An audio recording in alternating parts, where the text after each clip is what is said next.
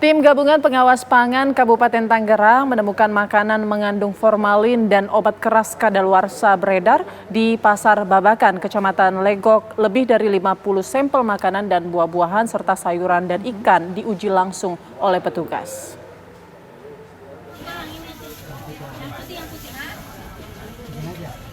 Tim Gabungan Dinas Kesehatan dan Badan Pengawas Obat dan Makanan langsung menyisir Pasar Babakan, Kecamatan Legok, Kabupaten Tangerang, Banten.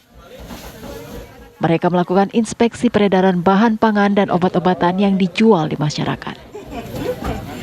Dari hasil inspeksi, tim gabungan menemukan 6 produk makanan yang mengandung zat berbahaya, yakni zat formalin dan zat rodamin atau pewarna. Tidak hanya pada makanan, tim gabungan menemukan obat keras tanpa izin edar serta obat kadaluarsa yang masih diperjualbelikan. Dari Dinas Kesehatan menguji 33 sampel pangan, di mana ditemukan 1 sampel positif formalin dari sediaan mie basah. Kemudian dari Balai Besar POM Tangerang, dari 20 sampel ditemukan 5 sampel positif, diantaranya tahu putih besar, tahu coklat kotak, tahu kuning, dan mie kuning. Sedangkan 1 produk pangan positif rodamin adalah sediaan pacar Cina. Petugas meminta agar para pedagang bijak dalam berniaga, serta tidak menjual makanan dan obat-obatan yang mengandung bahan pengawet dan bahan berbahaya lainnya. Dari Kabupaten Tangerang, Kusnaidi, TV One, mengabarkan. Ya, lalu makanan apa saja sebetulnya yang mengandung bahan pengawet berbahaya? Kali ini kami sudah tersambung dengan Ibu Desi Tirtawati, selaku Ketua Tim Kerja Farmasi dan juga Keamanan Pangan Dinas Kesehatan Kabupaten Tangerang, Banten. Halo, selamat sore Ibu. Halo, selamat sore Mbak Prima, Iya. Mbak Putri. Ibu, berdasarkan hasil pantauan begitu ya, jenis makanan apa saja yang terpantau ada formalinnya, Bu? Iya. Jadi beberapa bahan pangan yang umumnya biasa mengandung formalin ini biasanya ada pada sediaan mie kuning basah, Mbak. Kemudian juga ada tahu, baik tahu putih, tahu kuning maupun tahu coklat. Kemudian untuk pewarna biasanya ada pada sediaan pacar Cina. Oke. Ini yang berada di pasar-pasar tradisional ya, Bu ya?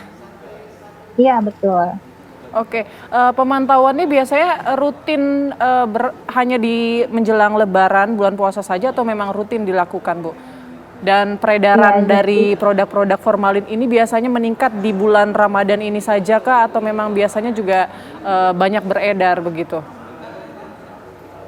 Ya, jadi kami dari Pendidikan Kabupaten Tangerang, kami ada tim pengawasan obat dan makanan, biasanya memang melakukan intensifikasi pengawasan obat dan makanan secara rutin, Mbak. Setahun biasanya 2 kali. Ini biasa kita lakukan di baik itu sarana distribusi maupun produksi. Untuk bahan makanan berformalin ini tidak hanya ada pada saat menjelang puasa ataupun Lebaran, tetapi memang setiap saat memang ada bahan mengandung formalin. Tetapi alhamdulillah dari tahun ke tahun jumlahnya menurun ya. Kalau berdasarkan pantauan kemarin, Bu ya, tingkat kadar batas formalin itu seperti apa hasilnya? Apakah tinggi sekali dan dampaknya ini akan seperti apa? Ya? Berbahaya. Iya. Nah, karena kebetulan memang yang kami lakukan adalah rapid test cepat, jadi pengukuran warna ya Mbak. Jadi dari tingkat warna memang dari hasil pemeriksaan ini cukup tinggi ya. Jadi dari ungu muda sampai ke ungu tua ini hampir ungu tua gitu. Jadi kalau dilihat kandungan kadarnya memang lumayan tinggi. Oke, Ibu Desi, ini kan menjelang Lebaran ya, pastinya permintaan atau kebutuhan masyarakat ini meningkat.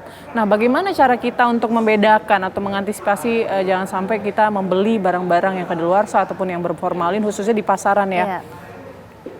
Iya, baik. Jadi memang untuk melakukan pembelian makanan yang diduga mengandung formalin, biasanya kita bisa lihat dari organoleptiknya, baik dari bau, dari warna, kemudian juga dari teksturnya. Umumnya produk pangan berformalin ini teksturnya dia akan lebih kuat ya. Kalau tahu dia tidak mudah hancur, kemudian juga warnanya biasanya lebih cerah.